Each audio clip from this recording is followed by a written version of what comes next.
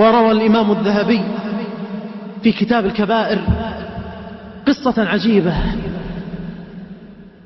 قال عن أحدهم أنه رأى رجلا يسير في الطرقات مقطوع اليد من أعلى الكتف، كل يده مقطوعة، وهو ينادي هذا الرجل ويقول: من رآني فلا يظلمن أحدا، من رآني فلا يظلمن أحدا، من رآني فلا يظلمن أحدا.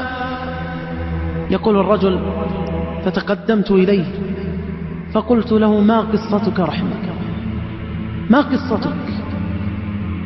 قال: كنت جبارا من الجبابرة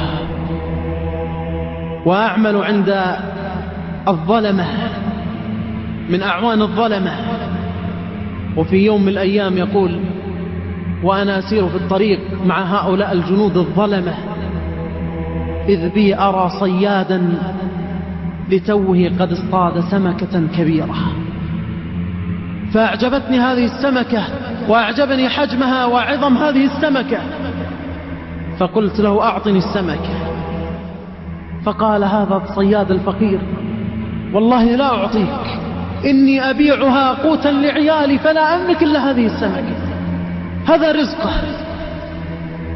يقول: فأخذتها منه بالقوة وسلبت هذه السمكة ودفعته وركلته. يقول: وأنا أمشي في الطريق وفي يدي هذه السمكة وإذ بها تفتح فاها بقدرة الله وتعض على إبهامه. يقول: فراودني وأتاني من الألم ما لا يعلمه إلا الله، ألم عظيم شديد، وبدأ هذا الألم يشتد ويزيد، فشكوت الأطباء فقالوا لي: هذه بداية الآكلة، وإن لم تقطع هذا الإبهام فسيسري إلى كفك وستقطع الكف كله، فلتقطع الإبهام سريعا قبل أن يسري هذا المرض إلى الكف. يقول: فقطعته، فما هي إلا أيام حتى راودني الألم في كفي، فشكوت الطبيب فقال: لقد سرى إلى كفك، وإن لم تقطع الكف فسيسري إلى بقية يدك، فقطعت الكف. ثم ما هي إلا أيام حتى سرى إلى الساعد، فشكوت الطبيب قال: إنه سرى إلى الساعد، وإن لم تقطع الساعد فسيسري إلى اليد بأكملها، فقطعت اليد من الساعد.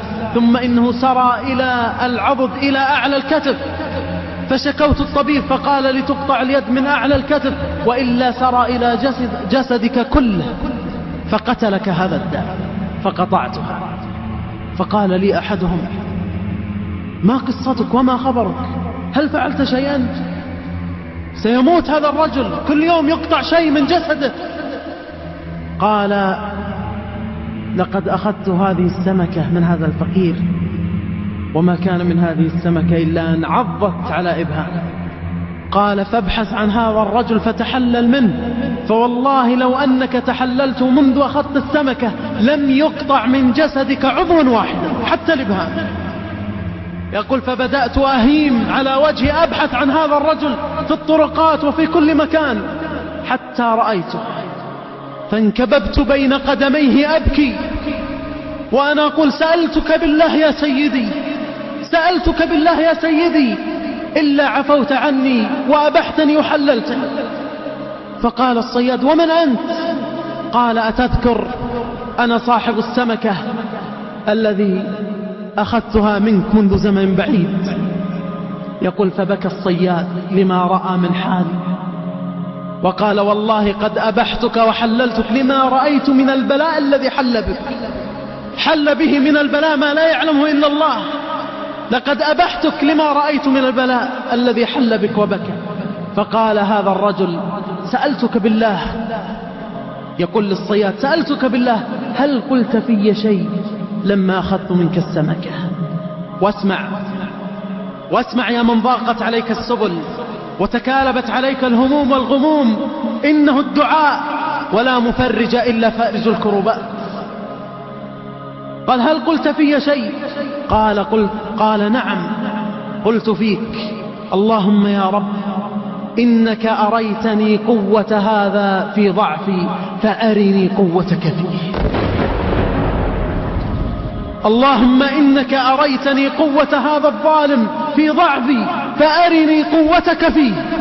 فحدث ما حدث لهذا الجبار. قال فوالله لا أعود إلى الظلم ولا إلى الظلمة.